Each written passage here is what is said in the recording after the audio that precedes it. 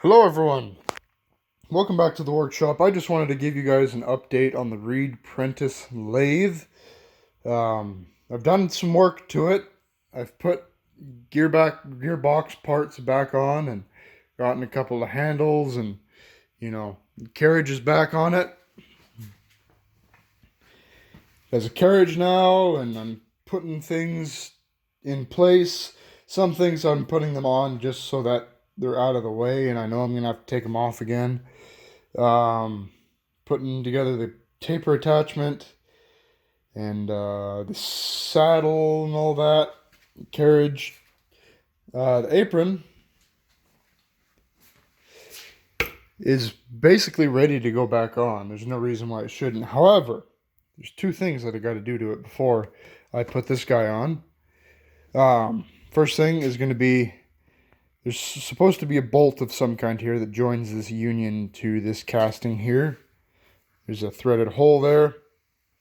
I don't have that bolt. I believe I'm going to have to make one. But I got to figure out what size thread that is. It's some kind of a maybe 5/16 fine thread. So I'll have to make that bolt. It's going to be kind of a tricky one because it has to have a hole drilled in it in two directions so that oil can get into this area. At least I believe it does. Because oil will come out of here and here, I believe. And oil things. I believe this goes down to the pump. Another thing, there's a tapered pin here that I cannot get out. Somebody put it back in, painted it, and can't get it out. I can't put, this is what goes on there. I can't put that guy on with this tapered pin in here. So I'm going to have to thread it, use a bolt to get it out. I did pick up a quick change tool post for it. Actually, two of them. Adam gave me this one, but I bought this one for $200 with a couple of holders. This style I like, but this tool post is too big for this lathe. It's a huge tool post. So, I don't know. If you want, it's a Dixon style tool post. If you want that tool post, I'll give it to you for free. Adam gave it to me for free. So, just pay shipping, I guess. It says Tipo C on it. There's a number. But I picked up this, I believe it's a CA size. It's actually a WASA, Y-U-A-S-A tool post holder. Or not tool post holder, quick change tool post. 740-401. Might be able to make out the WASA down there.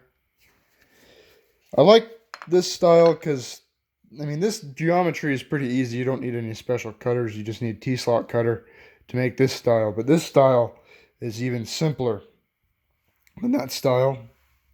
So I'll probably end up making some holders for this. I don't like how wide, or how, I guess, thin these are. I want some that are wider to better support a 1-inch tool.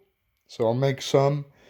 I have some steel that I could use, and I have access to a proper heat treating oven to properly heat treat it. And if I get a wild hair at my ass, I could heat treat them and grind them and all that.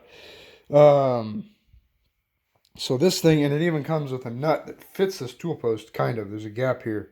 It's usable, but I'll probably end up making a new nut. But super excited for this. It's very nice. 4 holders. One of them is a parting blade holder. So then I picked up chuck wrench. Not chuck wrench. Lock ring wrench, I guess. Carriage. And another thing I did. Some of you might not like this. Some of you machinists out there might cringe at this, but it's perfectly fine. It has a crane. Very crude, but perfectly functional. It is greased, but a crane. I still need to make a trolley for it, and it's not finished. This tray here that attaches using studs. These studs go down as far as the cap screws, and I picked up the chuck with this thing, and it didn't flex at all. Some of you might be worried about, the speed chart here, that it's obscured. I can pretty easily read it. It's not that difficult. Plus, with putting a new sprocket on it, I don't know when I'm going to get around to doing that, but when I do it, that speed chart is going to be completely useless. Those speeds will all be wrong. It'll be double, or maybe I might bring the max up to like 700 or 800 instead of 1,000, but I don't know. In any case, this chart will be useless. I'll have to do the math and make my own chart, probably weld it up here. This is going to be really nice, a little tray. This is thin wall tubing. I'll use this for all of the buttons for the VFD. Basically just forward, reverse, stop, and then coolant, because I have a coolant pump for this, because it's going to have coolant. Here is the VFD I bought. It's a 7.5 kilowatt VFD.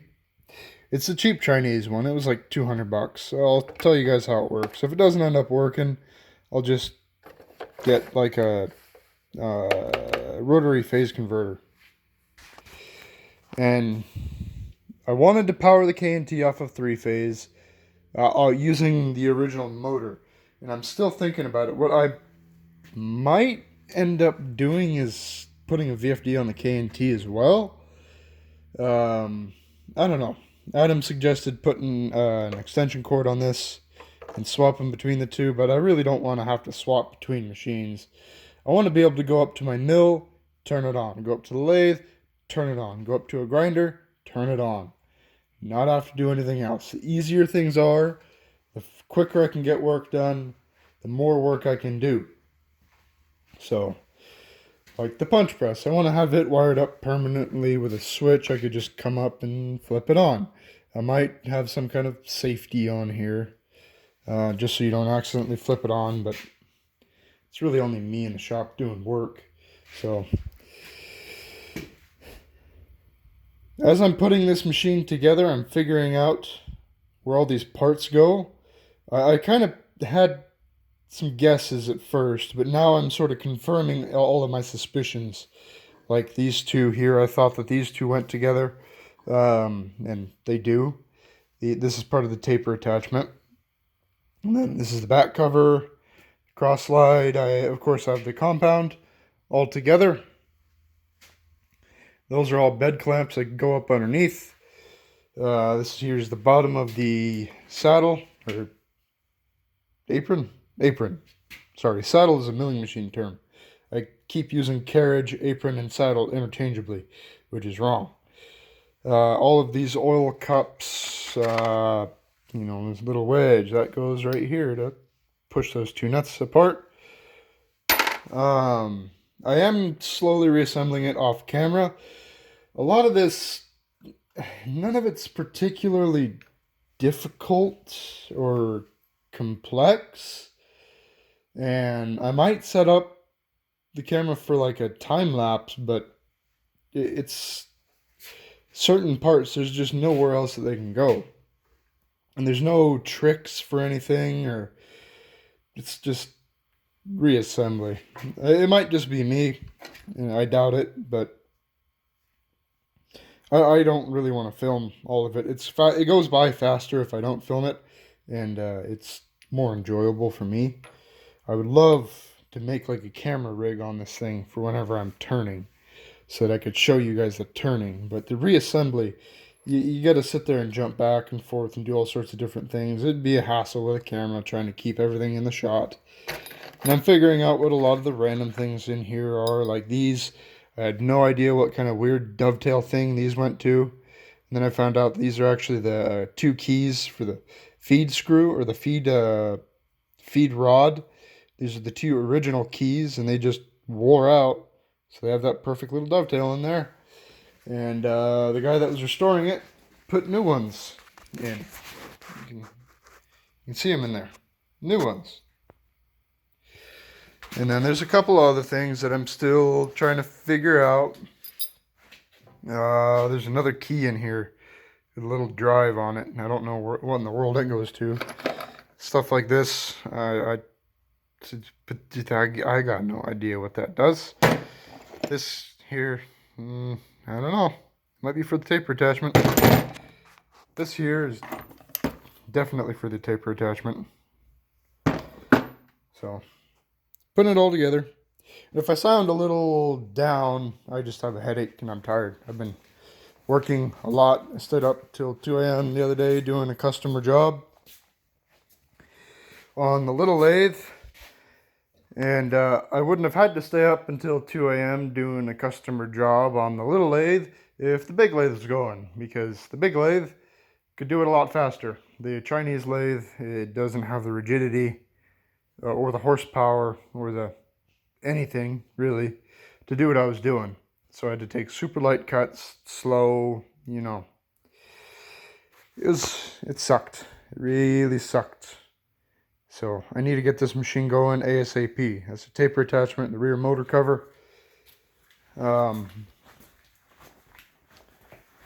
Need to catch up on my sleep too. I did also reassemble. You might see the clutch rod on here. I reassembled the clutch linkage. The rod and everything is on temporarily so that I could make sure it all works. And as you can see,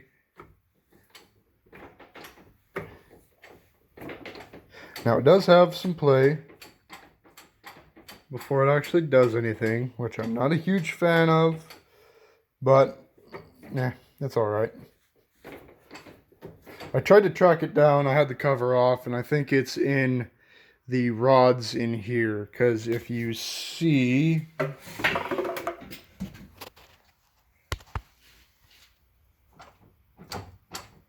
there's very little play there. There's a little bit of play in that, but not a huge amount. So most of that play is between that fork and this guy. You can see there's even a little bit of play right there. Oh.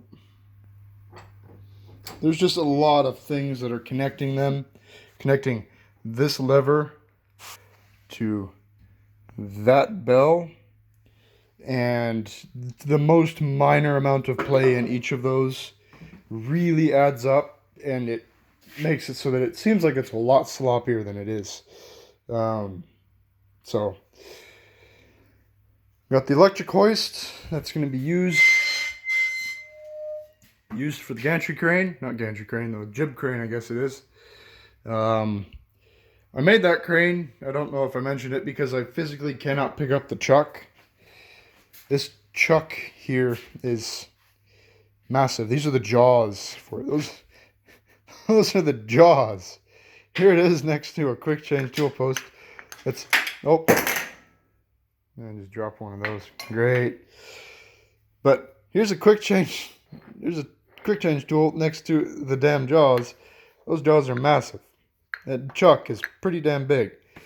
I'm going to be looking for a smaller chuck that I could run at higher RPM. Not that I don't like this chuck. I really like it, and it's going to be good for 90% of what I do. But there's going to be those jobs where I want a chuck that I'm comfortable with spinning up to 1,000 RPM. Now, it is a steel back chuck, and maybe technically I could spin it up to 1,000 RPM, but it's going to be faster for me to get a smaller chuck because it takes quite a bit of effort to spin up a chuck like that.